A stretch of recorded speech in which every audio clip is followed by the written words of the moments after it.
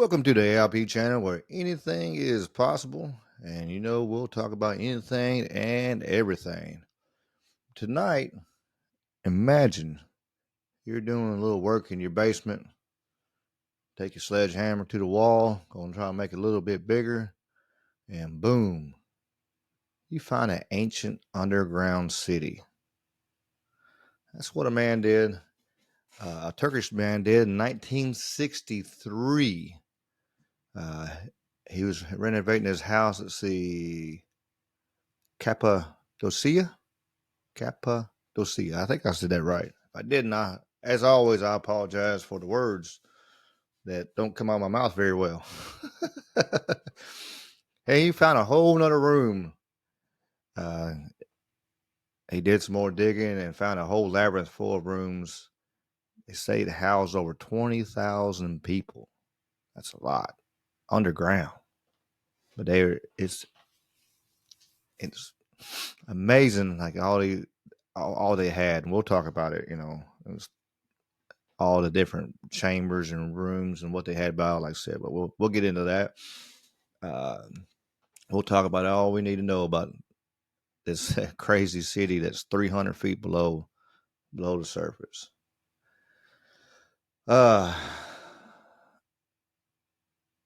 they say uh, they call it the underground city of Derinkuyu. And they say it's not the first one of discovery in the region. Uh, the whole area is known in Turkey for underground cities and stuff. One of them things make you wonder, like what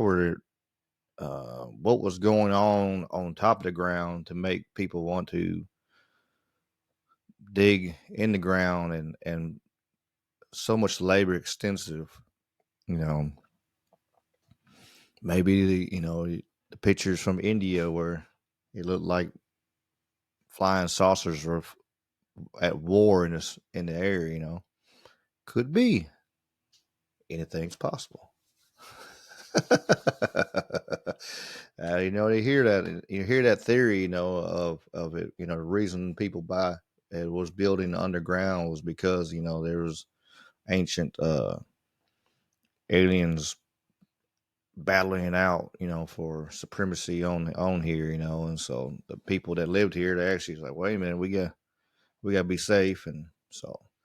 Um, but that's our little alien twist on it. You never know. I say that. I mean, we're still figuring stuff out and learning stuff as we grow. Um, Derinkuyu extends about 280 feet in the ground, encompasses as many as 18 floors, and it's large enough to shelter, like I said earlier, about 20,000 people. Only about 2,000. What I'm reading here at this time, when was this? This year. When this report was written, only 2,000 square feet has been explored so far. So the city could extend as much as 7,000 square feet. Uh,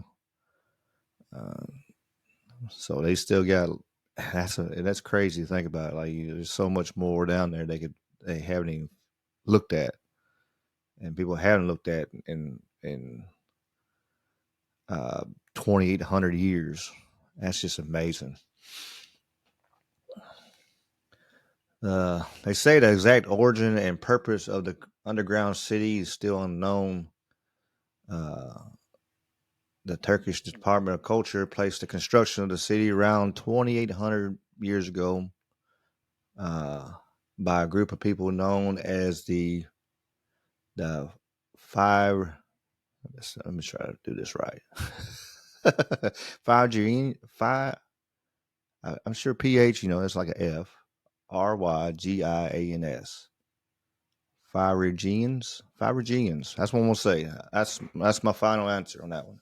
Indo-European people from the Iron Age were notable for their skills as architects. The Phrygians were one of the Anatolia's most prominent early empires. Um, they discovered No, they discovered. They developed across western Anatolia and around the end of the first millennia had a had a bent for monumentalizing rock formations and create remarkable rock cut facades. Though elusive, their kingdom spread to include most of western and central Anatolia, which including the area of Derinkuyu. Although the Phrygians may have built the city initially, it was later expanded during the Byzantine era, likely by Christians who were avoiding religious persecution. That's pretty cool.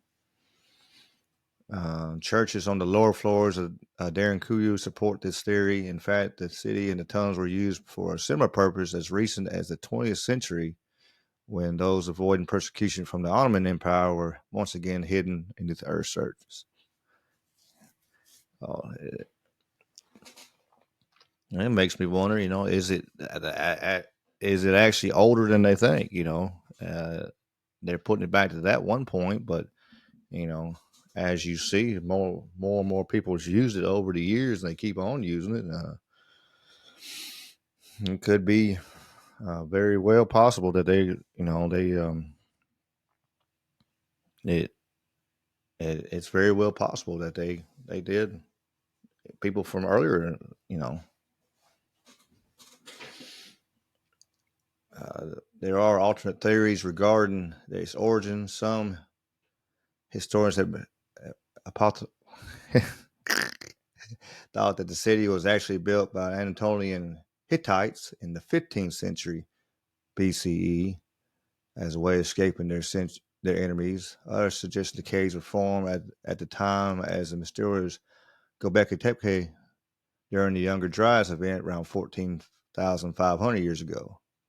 I didn't even read that yet, and I already said it. Yeah, it's a good possibility. I mean, you can't date rock. That's all you can do is date the organic stuff that you find around it or in there at the same level. But if there's something level below, if you hit this and you stop, but there's actually more stuff below, they find it all the time. But one archaeologist went to an area and they went down to a certain level and they found this and kind of fit their narrative. But when another archaeologist come out there and start digging some more and looking and found that was just top layer, it actually went deeper and deeper and older as they went. So it's a good possibility. It's as old as Göbekli Tepe. That'd be pretty neat if it was. I mean, people have been using that area for 14,000 years. That's amazing.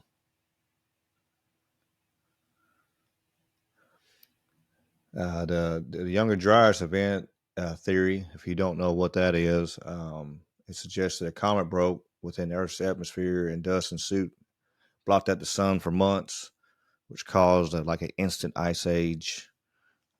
Everything got cold very fast. There's lots of evidence to support that theory, like in Alaska, where all them woolly mammoths and stuff were found just piled on top of each other. It was all right there together, just thousands of saber-toothed tigers and woolly mammoths and everything just sitting there buried in places they shouldn't be. Everything got really, really cold really fast. And it's a um, Randall Carlson supports that theory, and he has some pretty interesting evidence. You want to check that out, Uh, after you get done listening to this video, of course, you got to finish this one first, then you go on. It says perhaps another theory attributes the creation of the underground city to aliens. Of course, we always want to think about aliens, and I was talking about it earlier. Could have been humans created to hide from the alien aliens, and they come up again. So uh, those later theories are literally not accepted by a large scientific group. Of course, if it goes against the narrative, they're really not going to even look at it. The Younger Dryas, probably, I don't know why they don't look at it more, but I mean, I understand aliens. You know, they're like a taboo thing. You. Some people throw aliens at everything. Well, we can't explain it. Aliens, this we can't explain this over here. Aliens over here, and just throw aliens at everything, and it ain't always aliens. We have, um, like Graham Hancock said, we are a people of amnesia, and we have forgotten more, about our past than we can even shake a stick at. Lots of lost history if you look at it, because you have so many people that, you know, what they say, the history is written by the victors. So the ones that won wars and won this, that they're the ones telling the story about certain people, and of course, there could have been a whole nother narrative of the other side of the coin, and then plus just tribes of people that just kept a verbal history, and then when they died out, that verbal history died with them. We've lost a lot of like that, so um, it's sad to think about, like, how much truly our history, you know, like down in the Mayans and stuff. When sorry about that. You hear that little beepy beepy. Like the Mayans, you're sitting there and you hear I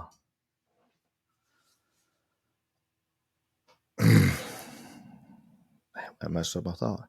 Like the Mayans, you hear, what all the Spanish went down there and destroyed all their manuscripts and was burning because they thought it was devil, because of the way their writing was and how they had it on there. And it's like, man, if we had that still, like, we would know so much more about the ancients Mayan people. And then of course that we still had the Library of Alexandria. We How much history and knowledge would we have still here? It would be pretty amazing. Um, though some theories on that, the Vatican has that stored away, so maybe one day we will get to see all that information. Uh, who knows? We'll talk about the life inside of the Derinkuyu. They had a massive 180-foot tall ventilation shaft, was likely used as a well, and dozen other ventilation shafts were brought auction to those living down there. Of course, you got to have, air in, air out. You can't have just, especially with people living and everything else, you got to be able to get rid of smells and fumes and bleh. Um, so Darren Kugu was fitted with wine and oil presses, stables, cellars, storage rooms, refectories, and chapels. They had everything down there, everything they need. Uh, they can make their wine. They had, the thing about they had horses and everything else down there. The cellars down there, and farther down, the temperature stays the same, so food hold out. Uh, it's pretty interesting. They said they even had schools and studies for students. And then the very bottom level they had, it was for a church. Of course, maybe the church was built in, later, when Christians were, or they could have had their own church, what they believed in at that time, and then the Christians repurposed it. They've repurposed a lot of churches over the years, so why not?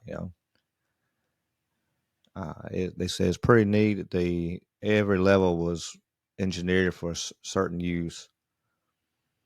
They said that upper levels, they kept the livestock to keep the toxic gases and smell, the cattle smell from uh, getting down there to where they lived at. You don't want to be smelling, you know, cows and all that kind of stuff. Um, Sheep and who knows what all they had in there, but you don't want to be smelling that while you're trying to live and sleep. And that couldn't be good. You think about that sometimes. It's like, how sometimes you be like, man, you look at history, you're like, mm, it was like, man, it must have been terrible smelling. Like there's certain places, in the cities where they're just dumping garbage and dumping pots out the door and throwing it in the street, and like in the big cities, and just in like just our time, um, man, it had to have been terrible. Even the castles, they had the little spot where it just went down and people had to bucket it out. It's just, man, it must have been terrible smelling. Terrible, terrible smelling living in the city or something like that. Ugh. I'm glad we evolved a little bit over time, because no good.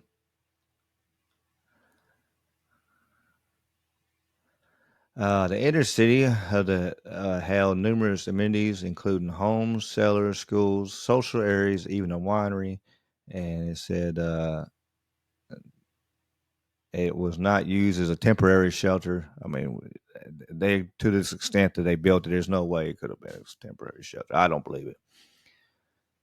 Uh, they say they built several years, or prepared to spend several months or years. I believe, my personal opinion, for what it's worth, I believe that was their home.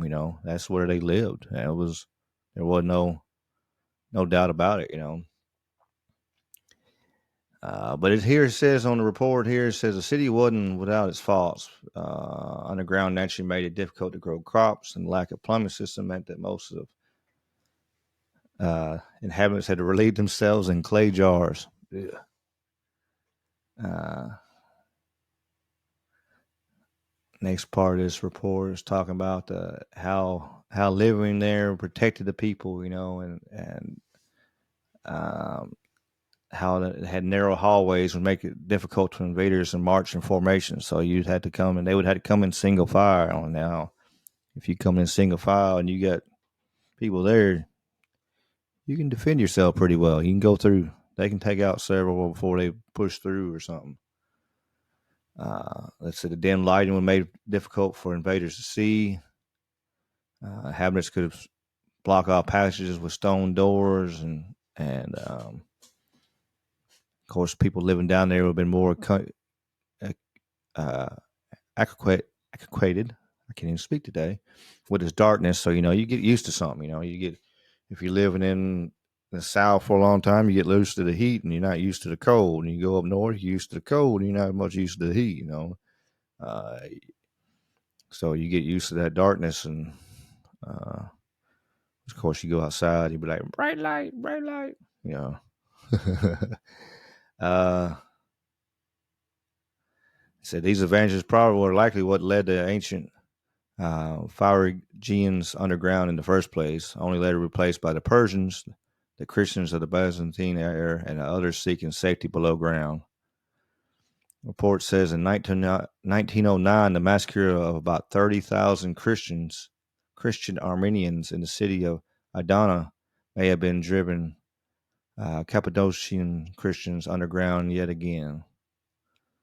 In 1923, most of the Christians were expelled from the region in a population exchange between Greece and Turkey, an attempt to purge both countries of their respective religious minorities. I bet that was I didn't know that. That's crazy right there. Like, all right, you send me your Christians, we'll send you your Muslims back. And like everybody losing their homes, and man, I guess if it at the end it was better, maybe. I don't know. Said afterward, it was undisturbed until 1963, when the astounding underground city was rediscovered and finally brought into the light. So it's pretty neat little. Seeing the pictures of it and stuff, I recommend looking at the pictures if you get a chance. Look it up. There's several articles on it. I had half a dozen or more tabs up on my screen uh, of different articles and different um, stories of it to bring this to y'all today. So I say check it out if you're interested. Check it out. Uh, Sounds be pretty cool for sure. And of course, it's my time of the podcast. I want to ask, what do you think? Do you think it's older than they think it is? Do you think it's are they on the money? Maybe. Um, the possibilities are there. Like, they haven't actually been through all of it. So, which is crazy to me to think. Is if it's been known since 1963, is nobody even trying to go through it? Uh, 7,000 square feet. That's a pretty good. That's a monster house. If it was a house, they've only done 2,000. Hell, my house is almost that. Um, that I live in now. I, he can explore as much as my house. I don't. It's got to be. To me, it don't make sense. But I don't know. It they maybe they don't want to tell people about the rest of it. They found stuff we ain't supposed to know. Maybe who knows? Uh, that has been happening, and it's happened before. You hear stuff happening all the time, and then it finally gets out. So more things that make you go makes me go But yeah, that's really what I got on this one here. I appreciate y'all listening. I appreciate y'all taking your time out of your day to take a part of this. Um, Before you run off, real quick, make sure you like, share. Um, I'm on. Um, I'm on. I'm about to say the wrong thing. I'm on Rumble, YouTube, Spotify, Apple, Amazon. I'm trying to be on all your favorites. I'm also syndicated on the Trouble Minds Radio Network, KUPD, which with a bunch of other amazing shows, bunch of amazing minds, so you can check them out and see. Um, you'll get to hear all my shows and a little secret. If you check on there, you might hear an episode on there before it even drops onto the platforms. So maybe a little incentive to listen to Trouble Minds Radio Network. Yeah, you might hear something before it gets out. Everybody else gets to hear it. Um, so check it out, please. Like and share. Let everybody know I'm here to help bring truth and knowledge and whatever else I can bring, and maybe a glimmer of hope for somebody that needs hope. Whatever. Bring little knowledge and nuggets of information I thought was interesting, and hopefully you did too. So if you're all here, if you're still here at this point, I'm sure you were interested. So I appreciate you listening, and as always, y'all keep on keeping on, and peace and chicken grease. Be good.